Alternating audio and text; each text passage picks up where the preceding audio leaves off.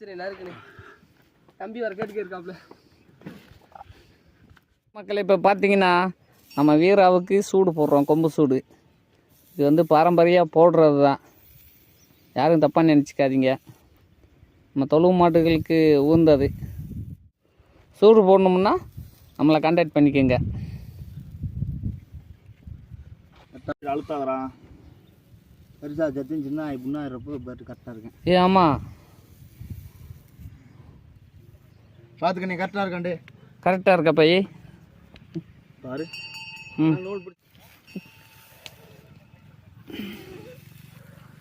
நம்ம தொழு மாடுகளுக்கு உகந்தது இந்த சூடு. யாரும் தயவு செஞ்சு தப்பாக நினைக்காதீங்க. காலங்காலமாக வைக்கிற விதிமுறை. நாட்டு மாடுகளை காப்பாற்றுறதுக்கு தேனி மாவட்டத்தில் எங்கள் ஏரியா மாடுன்ற அடையாளம் காண்றதுக்கு இது ஒன்று. ஆமாம்,